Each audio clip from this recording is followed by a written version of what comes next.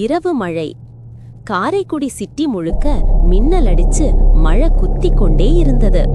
காலி ரோட்ல ஒரே ஒளி, தெரு லைட் மட்டும். அந்த லைட் கீழே ஒரு பையன் நின்றிருந்தான். அவன் பெயர் ஆர்வி. 15 வயசு. ஆனா எப்பவுமே ரிஸ்க் விஷயத்துக்கு ஃபர்ஸ்ட். சத்தம் ரொம்ப லவுடா டக்கும்னு ஓசை. ஆர்வி சுண்டு திரும்பி பார்த்தான். ஆஸ்மான்ல ஒரு ப்ளூ ஸ்ட்ரீக் வேகமா கீழே விழுது. அது ஒரு மீட்டியர் மாதிரி தான். ஆனா அதன் உடம்பு முழுக்க வெள்ளை லைன் ஓடிக்கிட்டு. Meteor crack. மேல இருந்த ஃபீல்டுக்கு அது விழுந்ததும் ஷிர்ன்னு ஒரு பளிச்சு லைட் பறந்தது. ஆர்விக்கு கண் முன்னாடி வெள்ளப்பொடி, நீல லைட், ஒரு ரொம்ப ஸ்ட்ராங்கான எனர்ஜி.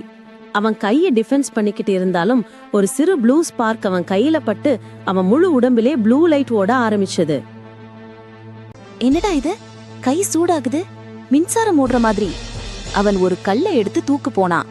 திடீர்னு ஷூம்னு கல்லு நேரா 20 அடி தூரம் பறந்துச்சு.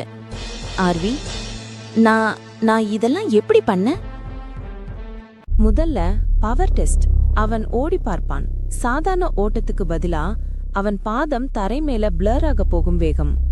அவன் ஜம்ப் பண்ணான்.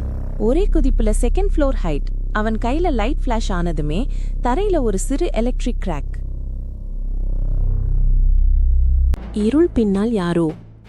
ஆர்வி பவர்ல மயங்கி கிடக்கும்போது அந்த மீட்டியர் விழுந்த பக்கத்துல நிழல்ல நின்ன ஒருத்தன் எல்லாம் பாப்பான்.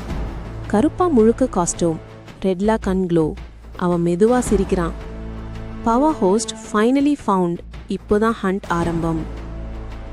ஆர்வி வீடு கிட்ட வந்தப்ப அவனோட உடம்புல இன்னும் ப்ளூ லைட் ஓடிக்கிட்டு.